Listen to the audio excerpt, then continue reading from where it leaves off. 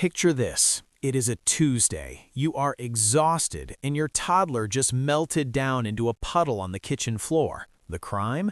You cut their sandwich into triangles instead of rectangles. You cannot take the screaming, so you fix it. You cut a new sandwich. Crisis over. In that quiet moment of relief, you think you just solved a problem, but the truth is, you just accidentally taught them a lesson that might stick for life. It had nothing to do with sandwiches. You taught them that when things get hard, you quit. You taught them that discomfort is something to be avoided at all costs, and that the second life pushes back, you should step back. Welcome to Broken Trust Explained. Today we are pulling back the curtain on the parent trap. We are going to explore how our best intentions to rescue our children are actually rewiring their brains to fear challenges, and how we can shift our approach to build genuine, lasting intelligence and resilience. Here is the uncomfortable truth that keeps many child psychologists awake at night. Most modern parenting advice accidentally helps us raise obedient, high-performing kids, not intelligent, independent thinkers. We are drawn to the flashy milestones. The neighbor's kid who memorized the periodic table at 4 years old is impressive, certainly. But we need to understand that is compliance, not intelligence. Real intelligence is not about storing data, it's about processing uncertainty. It's built in the messy, frustrating moments that most parents rush to fix, moments of intense boredom, deep frustration, and inevitable failure. If you keep rescuing them from those moments, deep cognitive wiring is already happening. Their brain is internalizing a dangerous message: I cannot handle this on my own. This rewiring starts with the very words we use. We do it out of love, often while wearing crumbs on our shirts, but the vocabulary ceiling we set today determines how sophisticated their thinking can become tomorrow. Baby talk feels like connection. When your 2-year-old's face lights up because you say doggy, it feels wonderful. But you did not just create a connection, you accidentally capped their cognitive growth. When you use doggy instead of golden retriever or big truck instead of excavator, you're giving their brain a smaller file to work with. Research is clear. Kids whose parents use rich, precise vocabulary show significantly stronger comprehension and reasoning abilities years later. You don't need to use medical terminology at snack time, but narrate your life with adult language. Instead of comforting them with, "Uh-oh, you got a boo-boo," try, "You scraped your knee. That's called an abrasion. Let's clean it so it doesn't get infected." They won't grasp abrasion immediately, but their brain is cataloging it, building connections, and learning that thinking has a specific language.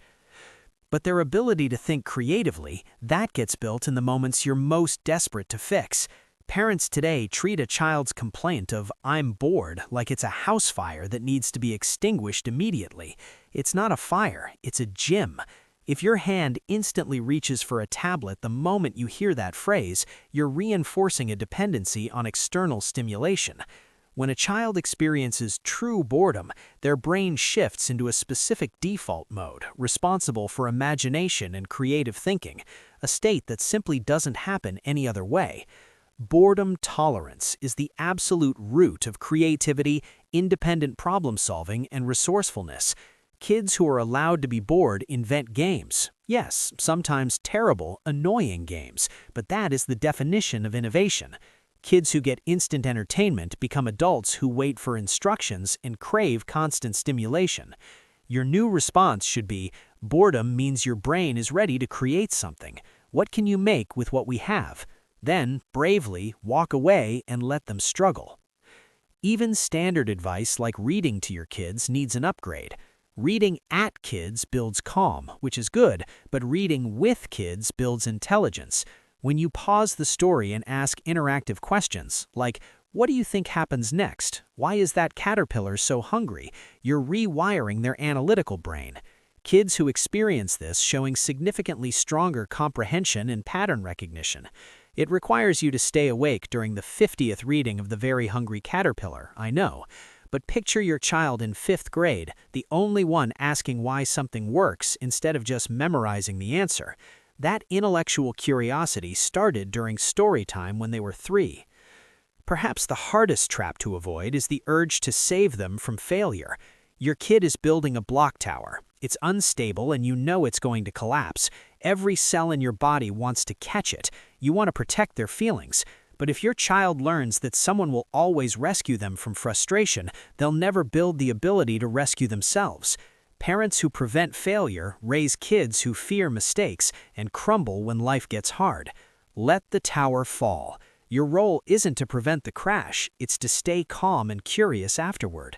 Guide them through the data of the failure. That's frustrating. What happened? Want to try a different way? Frustration is not emotional damage, it's resistance training for the real world. Every time they ask why 400 times a day, view it not as a test of your patience, but as their attempt to reverse engineer reality. Don't just give them facts, turn the question back to them. Teach them to observe and hypothesize, skills they'll use forever. By letting them see you struggle and fail, by praising their effort rather than their innate intelligence, you are raising an adult who can handle whatever tomorrow brings. Thank you for watching Broken Trust Explained. Don't forget to like and subscribe as we continue to decode the patterns that build stronger, healthier families.